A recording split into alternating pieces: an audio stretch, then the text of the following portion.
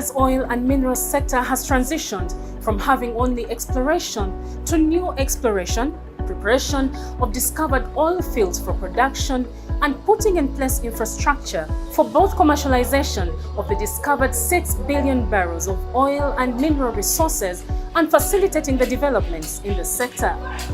This is Business Perspective. My name is Linda Ngwami. This week, we spoke to Aggrey Ashaba, the General Manager, GCC, as we delved into what oil and minerals mean to the economy.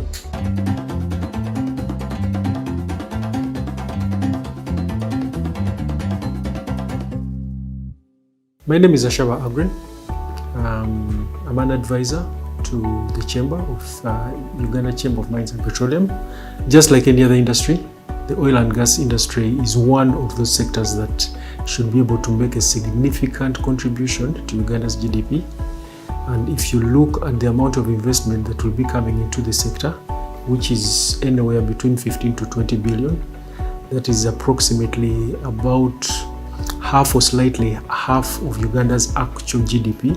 If you use Uganda's rebased GDP numbers, which is 32 billion, and you have 20 billion coming into the sector for the next between 3 to 5 years, it should show you how significant the investment is and how much it's going to change the growth trajectory of Uganda.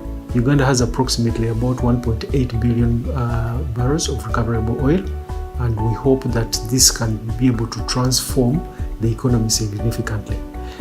This investment obviously comes with a lot of challenges because it involves complexity of the industry, and being a nascent industry for Uganda, not many people may be able to participate because it's highly standardized. It requires significant amounts of financing, attention to detail, expertise, and highly technical skilled personnel that can be able to participate into the sector.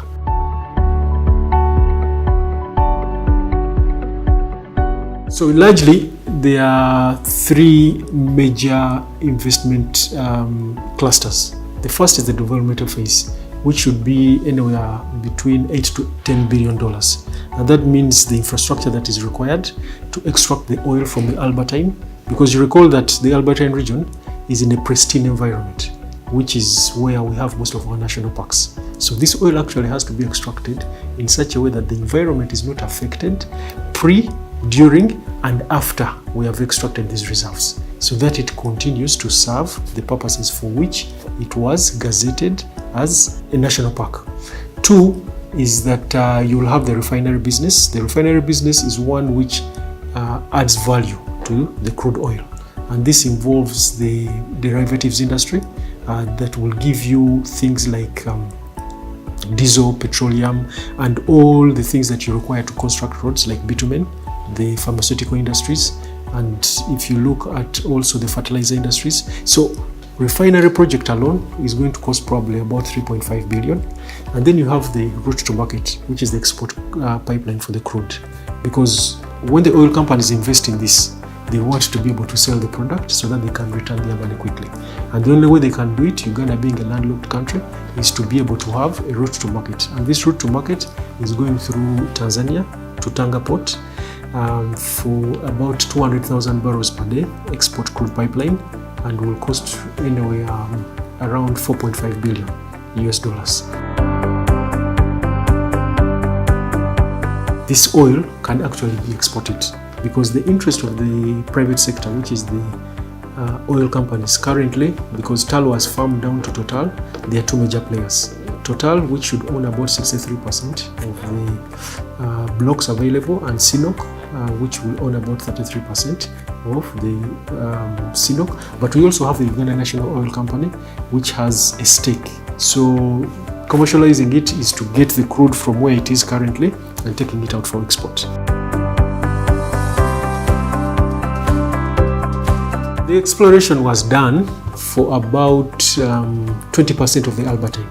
The Albertine is in western part of the country, but also stretches all the way up north to Tanga, which is around the Pakwach area. And that's only 20% of the Albertine that has been explored. Currently, we have moved to what we call the developmental stage. That means that you're ready to work towards getting first oil. So There are obviously other licenses that have been issued for another 3 companies, and currently the country is also on a new licensing round so that they can be able to explore fully this Albertine. Fortunately or unfortunately, most of our crude is based in national parks, and these national parks have to be maintained pre, during and after extraction of these reserves or these resources, because obviously there are things that Ugandans cannot do, but the companies that will be able to get these contracts can then be able to subcontract some of the smaller entities that will be done by Ugandans. But these smaller entities also will be quite substantial and something big. So I urge each one of us to tune into NBS television because for the next 90 days, the conversation is going to be tailored around how we can harness these opportunities for each and every one, for them to be beneficial to all of us. That was it from the world of business this week. Catch you again next week. My name is Linda Ndumwami.